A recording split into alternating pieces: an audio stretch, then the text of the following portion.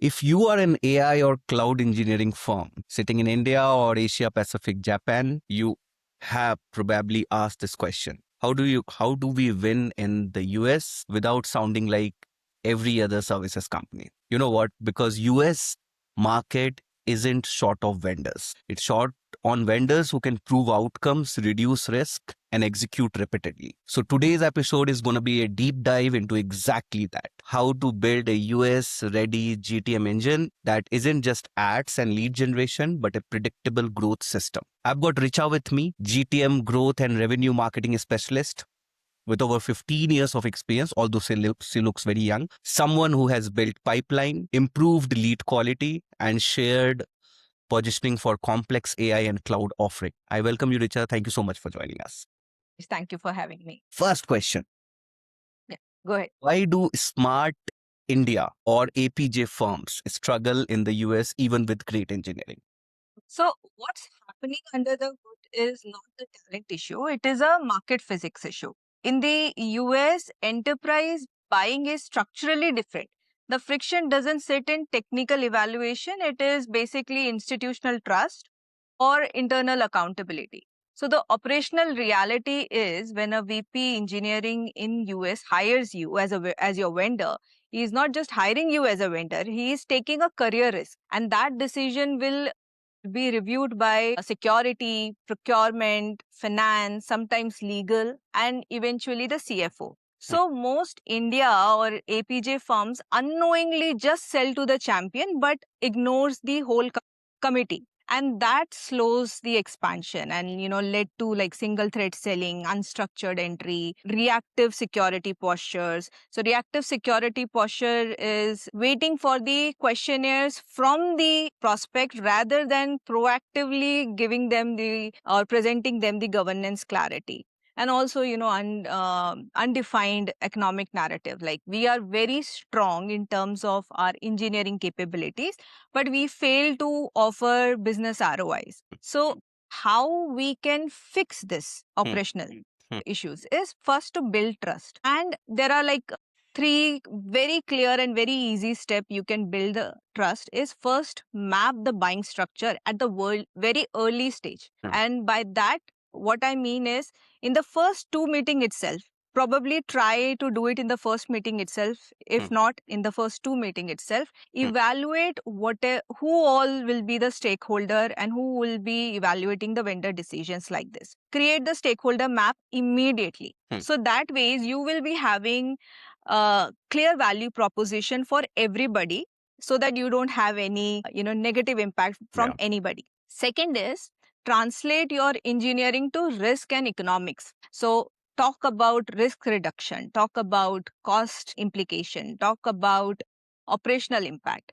And the third and very important thing is control deal architecture.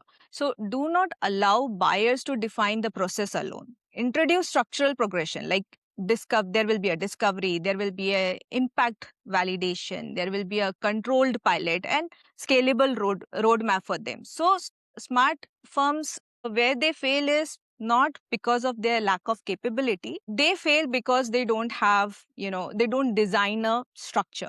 So that's the under the hood truth. This was very insightful. Like, the things that you explained within 2 minutes, I think people take years to learn that. So all the founders who are looking to crack US GTM, Yes. you should give attention to what Richard told in the last 2 minutes. The next one is that, can you tell us a real example where you changed the strategy and pipeline quality improved? So this is an example I can say one of my peers, they had this very specific problem where they were generating leads, a decent number of leads, say like 100 or 1000 plus leads in a quarter, but the pipeline conversion was very low. So deals were stalling at the proposal stage. So they came to me, like she was a friend of mine. She came to me and she asked me to look at her plan and strategy. And when I looked closely, I realized that something like, there wasn't any solution to their campaigns, to their messaging. They were selling urgency. They were not selling solutions or anything. So we redesigned the system around the triggers instead of personas. So what I mean is usually a common mistake organizations make is they target persona. Okay, my solution is I'm selling AI production. So my persona is CTO. Now I have to sell CTO. So instead of talking about what impact that AI production is going to bring to for a CTO, we just talk about, hey, we are into product engineering, we do this, we do that, we are just talking about features. We are not talking about actual outcomes. And imagine a CTO from a certain organization, he or she receives thousands of such communication from hundreds of different vendors. So for them it does not make any sense, and we does not differentiate. So taking the same example, if I have to target a CTO in SaaS, I will look for companies who is hiring in FinOps roles aggressively, companies who is announcing AI initiatives publicly, companies with visible cloud cost spike or job postings on around cloud, because those are signals for me. If they are hiring for a FinOps role aggressively, that means there is an opportunity of FinOps, or the company is actually seriously thinking about FinOps. Or if they have taken any AI initiative, that means they have a budget around AI. So that is where we must start a conversation, and around those areas only. So earlier their approach was, here's what we do, and the new approach completely changed to like, hey, we notice you are hiring for X this thing about you. And typically when somebody is hiring for X things, there is an operational pressure. Is that accurate? So if it is accurate, here's what we have to offer with XYZ business impact. And that changed the whole game for them. This is insightful. Basically, what you're talking about is an account-based marketing. Yes, account-based marketing, and very targeted and very niche way of marketing. Because when we do account, there are different approaches to account-based marketing. One way of doing it, like you identify 10 accounts, you identify 10 personas from those accounts. So now you just start sending out communication. Here we are not just doing identifying accounts, and we are doing a little more. We are hunting what they are engaging with. We are doing a proper research. We are waiting for a signal, and when we receive that signal, only then we are sending out a communication. So there's a great learning here as well, because I feel a lot of the startups or even companies, they kind of believe in a spray and pray kind of a model. It doesn't work these days. You have to, as Richa was telling you have to identify those signals. Like she was telling about whether they are investing in cloud or they're hiring for FinOps. These are a few signals which you should identify for your company, which is specific to the product or the company. And then you should target the personas accordingly, rather than just blabbering about your product and all those things. I think. Like, most of the time I have seen emails where organizations are actually explaining what is AI. A company, a $1 billion company or $1 million company, they already know what AI is. They don't want to be, if AI is okay, if I'm dealing with AI, I expect it to be, to do something productive, which it should either reduce my time frame, or it should increase my go to market, or fast track my go to market or something like that. I expect these kinds of things. That's why it's called artificial intelligence. So you should not sell your features. You should sell that how much of, if it is faster go to market, then how faster, whether it is within 6 months you will be able to do go to market, or whether it is 90 days, 6 weeks, whatever it may be. Give a number to it, or give a quantify that benefit or feature, then it makes more sense. Right. And how do we move, or you move, from lead generation to predictable growth? Okay, so predictable growth requires 3 mathematical components. First is volume of target account. You should know your volume of target accounts. You should know your average deal value. You should know your conversion ratio per stage. So if you cannot estimate these, you do not have a predictability. So that is must. So if I have to simplify it, or if I have to put it into an example, so let's say if you have a 50 target accounts and you expect 20% engagement on those target accounts. Yes. So from those 20% engagement, you expect, let's say if it is a workshop campaign. So out of those 20% engagement, you have now 30% workshop, like 30% people will apply for workshop. And the next step for that after that workshop is paid assessment. Let's assume out of those 30%, only 40% will, go for paid assessment. And out of that 40%, only 50% will close the deal. So you need to know the math, that how you have to do both, backwards and top bottom or bottom top math to understand. But to have this whole calculation done, you need to have, like I said, three things. First is your volume of target accounts, your average deal value, and your conversion ratio per stage. Yes. And with that, you can have your, you can forecast your revenue. And many companies fails because they don't have this thing in place. And most of the time they focus on, okay, MQLs. They don't focus on stage velocity. Like I said, they don't measure stakeholder role, different stakeholders role. So, like I said, if somebody is coming for a workshop, specifically for a workshop, or if somebody is coming for an assessment, they are not coming alone. They'll bring their team, because it's a teamwork that they are going to have. Everybody will have their own role. There will be a development person, there will be a QA person, there will be a person who is managing finance and everything. So everybody will have their own problem statement. Everybody will have their own concern.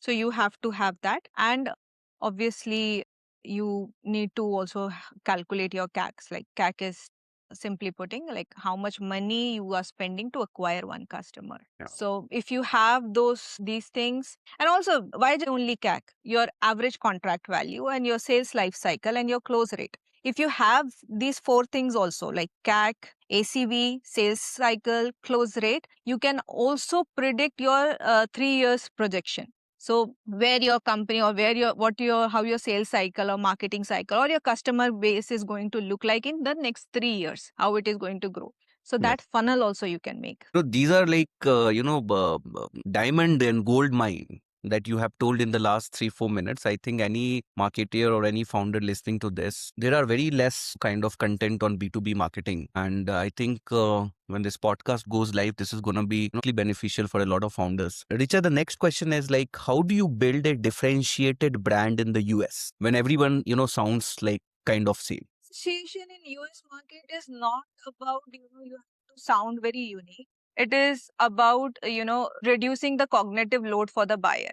They are looking for value, they are looking for certainty. So here's how, strong brands differentiate themselves in the competitive market. And US is a very competitive market. They solve one high value problem repeatedly, not like one or twice. One problem, you have to be master of at least one thing, that you can call it as a subject matter expertise. Yes. Then attach outcomes, measurable outcomes to that problem statement or to that activity that you're taking out. And then demonstrate process maturity. So instead of saying that, hey, I can do AI and cloud, we are saying that we help mid-market SaaS companies reduce their AI deployment risk and control their cost escalation within 90 days. Yeah. So we do AI and cloud, which was a very broad term. We have specified that what we do, for whom we do, how we do it, and in what time frame we are doing it. So that narrative will change the whole game for you. And secondly, I feel that you should go public. Like, publish your architecture breakdown, publish your lesson learned, publish your failures. So people do hesitate from, putting their failures, but they miss to understand US market, especially the US technical market, is very mature. They understand that nothing is, achieved without a failure. Some or the other time people do fail to achieve what the greater good. So they also learn and they also expect, if somebody puts across their failures, they respect that. Yes. Which people miss to put. They assume that, okay, if I put my failures, like, okay, my product crashed after, because of load balancing issues, or because it was hallucinating or something like that, maybe it will be taken as a negative in the US market. No, it won't be taken as negative. It will be appreciated, because then on the other end, they will see you as somebody who accept their mistakes and who learn from it and develop an even better product on top of it. So you are not going to leave them if you see any issue or any hiccup while working with them. So you become go-to person for them, or go-to vendor for them. And I always feel that consistency is also another or third most thing that every organization must follow. So consistency is like your messaging or your speech or whatever, whether it is in the form of website, whether it is in the form of social media, whether it is in the form of your sales decks, your proposal, whatever your messaging you are using, it should be same in all the platforms. So brand is not about aesthetics, it is about repeated clarity, and it is about, talking facts. Usually people confuse branding as, you're talking about beautiful logos, color themes. That is where branding usually, is been taken. Branding is not about aesthetics. That's so true. Yes. Branding is about, how you are being perceived by your, by industry. I'm not saying by your customers only, but by your competitors also, by your, or companies who actually look up to you as their aspiration or anything. So that is branding. So you have to have certain personality to your brand. You have to have certain ground rules for yourself that will create, a brand. And how do you simplify AI and cloud without dumbing it down? Without dumbing it down. Okay, so communication, and communication has, like, structured communication rather. So first, and it has to be layer communication. So first layer would be business impact, second would be operational mechanism, third would be technical execution. So if you cover these three layers in your, uh, you know, in your communication, you will be, your business leaders will hear high risk reduction and your engineers will hear architecture. So both will feel ki, okay, our problems are being addressed and respected. So, and another thing is like, you have to have a very practical approach, and like use before and after visuals. So like before, if before we got involved, you had manual triage or inconsistent response or reactive incident manager, and after this has been implemented or this has been installed, automated evaluation happened, metered output came into place, find rollback triggers. Simplification, removes complexity, is something which I feel uh, ho- is is a way of managing AI and cloud without dumbing it down. I hope I was able to make sense. Yes, this makes a lot of sense because the three factors that you mentioned, if it is being followed, it's good. Mhm. Okay, so can you describe a moment where alignment improved deal velocity Yes, alignment does improve between marketing, velocity. sales, and product alignment? Correct, correct, correct. So it basically, when you put really good incentives and all the incentives are aligned. So say in one case, marketing optimizes, lead volume, sales optimizes for quarterly targets, product optimize for roadmaps. Hmm. So now redesign the entire matrix. So say marketing was measured for sales accepted opportunities pipeline, Yes. and sales was measured on multi-thread engagement and stage conversion, and product team was measured on feature adoption in the live deal. So basically, if you take this example, and if your team is actually following this, what you can do is you can have a weekly review where each live account is being discussed. This review would be not be abstract, it would be very specific, where you're talking about, say for example, what is blocking this deal. Is it proof? Is it pricing? Is it compliance? And if you can have that answers addressed then and there, and because it is a group discussion that is happening, within 2 quarters or so, you will have deal velocity. Your deal velocity will improve.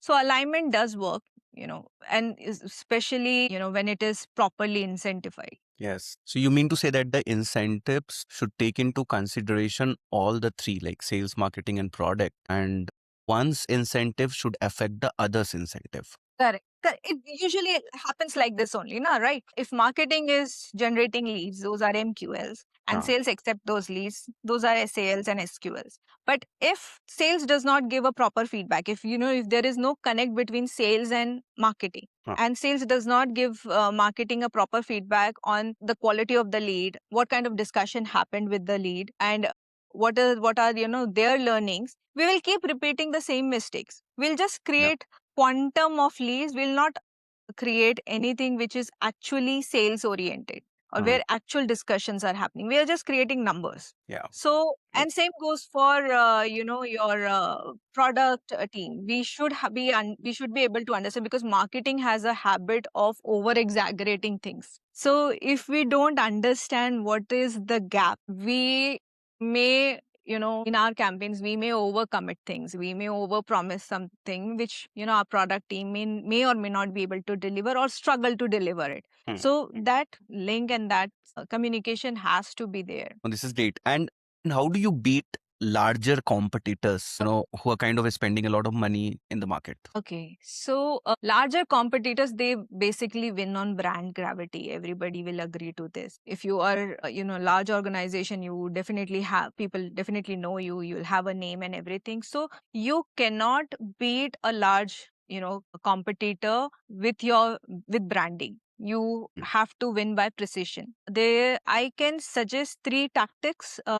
First is enter where they are very slow, or which they are not overlooking. So, large firms basically prefer big deals, large transformation deals. They don't go for small ticket sizes. So, that is where you can enter. So, here, if you are a new entrant into a US market, think about entering into the market, then disrupting it. So, first, take small packages and then take that small bites first. Second is show deeper domain context. If you are able to present yourself as subject matter expert, when you understand a specific vertical's operational nuisance better than any generic firm, you will be able to position yourself, and you can become a logical choice for your for the US enterprises. And third is your responsiveness, how fast you are in terms of your proposal turnaround,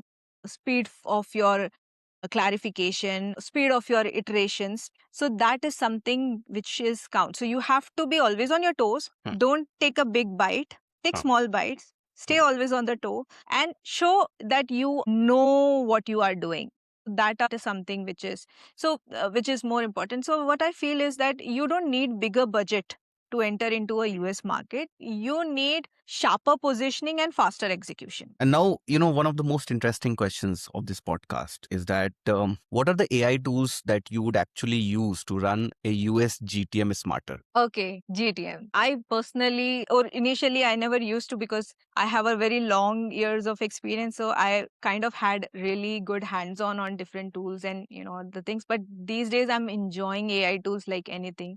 So my personal favorite is Clay for account reach and automation. Clay can enrich account list with signals, which we are just talking that you should have to look for signals. So Clay will tell you right signals. It will tell you who is hiring, what all different hirings are. It will talk about the tech stack the organization is using. It will talk about the funding events. It will also give you the entire tool list that they are using. So how you can use this data is, if you feed, say, your target accounts, like 50 target accounts, you can pull the signals from there, and you can prioritize your messaging around it. Like we discussed, I think at the beginning of the session, we discussed the same thing. The next tool which I like is SixSense.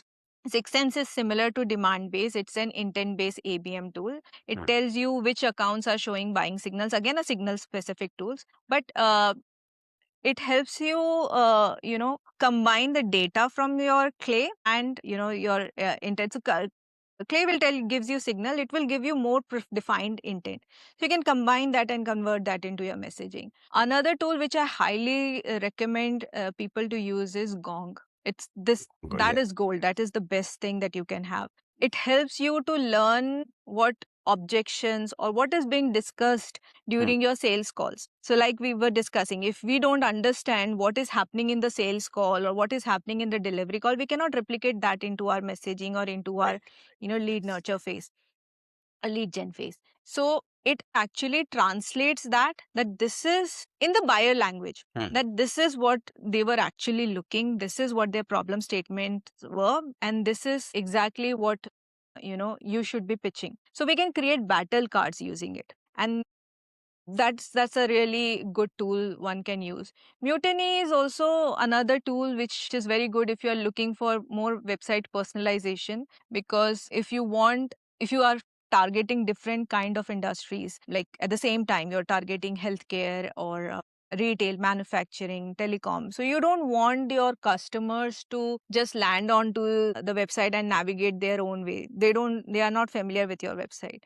So Mutiny is something that you can use. It actually understand what the persona is, and then so if somebody is coming from healthcare, so they will show him proof of concept or around healthcare industry only, or maybe a case study around healthcare industry. They'll not show anything or anything that you have done in maybe in AI also itself, but in telecom, they don't care about it. So that is something which I prefer. And then there are like, the list is very long, to be honest. The list is very long. And one more thing I can say is, private LLM workflow. If you combine all the list that I have just said, if you combine that with an LLM workflow for your proposals or for your proof pack, you cannot beat anything. So here I'm not talking about random chatbot.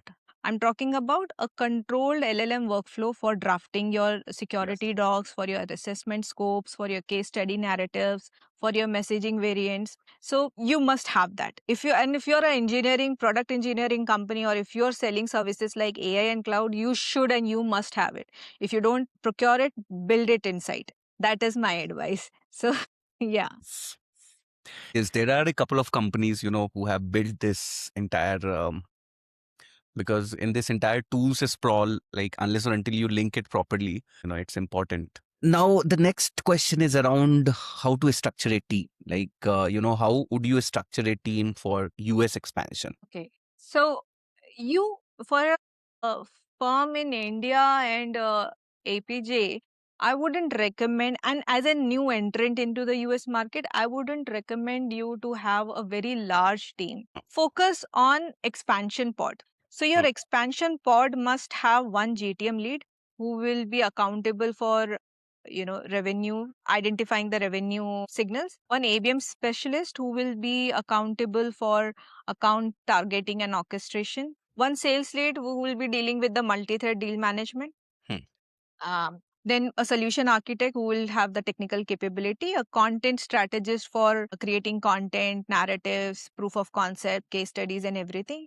And you need to have customer success person who will capture all the proofs and everything going forward. If you have these 4 5 people in your team, you have a really good team who is covering end to end of scope, like right from demand gen to nurture to qualification to delivery and to customer success as well for the later on stage, for for referrals and everything. So yeah, that is the team I would suggest. But again, then again, you have to have your operational rhythm, you have to have your weekly connect, you have to have your monthly connect, where you are not talking about your daily life, you're actually talking about reviewing your active accounts, you're identifying the stage blockers, you're aligning the right proof of work, or you're evaluating your conversion ratios as things like that. Regular check of these things on a, and rather than regular, I'll say more religiously, if you do it, that will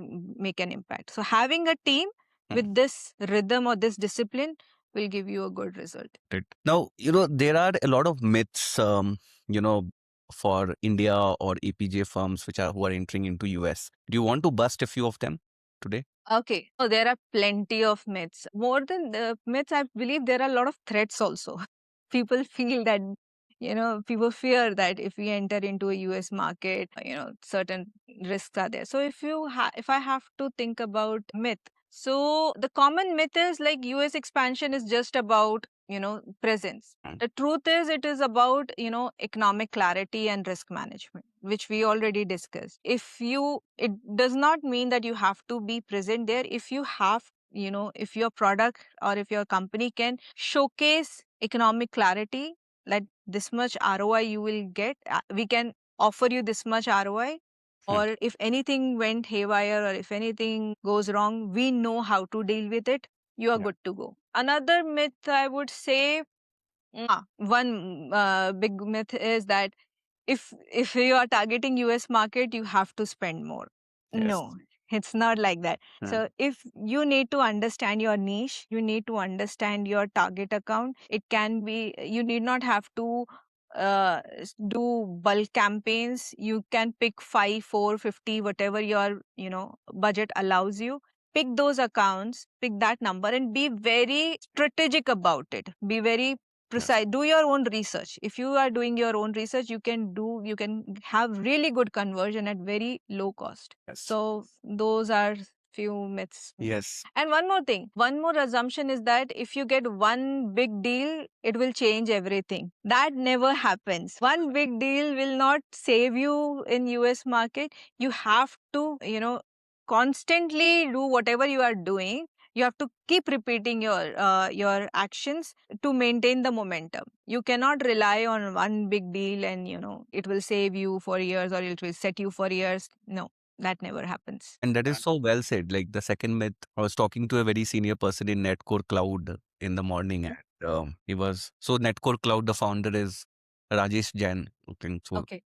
he has been running the company for the last 28 years. So it's a billion-dollar company with over, I think if I'm, forgive the audience if I'm like wrong, it's doing around 200 million revenue, and they are bootstrapped. So this guy was telling that he was the guy who kind of went to US and established so two failed experiments, third time they became successful. So this kind of reiterates what Richa was kind of, telling. The second point is that get out of this mindset that, you need to have a lot of funds and you need to have a lot of money if you want to crack the US market. A lot of the companies have done it with the right approach, and you can also do it. This was dense in the best way, Richa. Like, and at last, if you had to give a clear takeaway list to founders and marketing leaders watching this, what would it be? In fact, I have already given the complete blueprint of the entire strategy that I personally follow, and it is tried and tested. Go ahead and try it. You will find it very useful. But if I have to summarize everything, whatever I have said so far, is first choose your wedge. Don't go after everything. Choose your wedge. Narrow down your value proposition, or narrow down your end. Entry point. Identify the trigger based on your target account. Map every stakeholder that can be a decision maker in your in your deal or whatever. Manage your design your team in such a fashion that you are not over hiring, Yes. but hire very strategically, and give everybody a proper role, and measure their outcomes every very regularly. Yeah. So that is something you can do, and use AI tools for intelligence. AI tools are amazing. They are not going to change or take away anybody's job. AI tools are here to actually expedite and facilitate your work so that you can concentrate and focus on more strategic things. Because I have been, in my career span, I have experience where I used to write my own emails before, and I used to do a lot of other things. If I have to even create a so simple social media campaign, so you have to go to your Adobe, create a creative, then you have to write a copy, and then you have to go to a LinkedIn or any such social media channel, put it there, and it takes good number of hours of your day to do such thing. Now it happens just like that just like that. You can schedule it, you can do anything. It's like 5-minute job for you. So imagine if you use AI tools for almost everything that you do.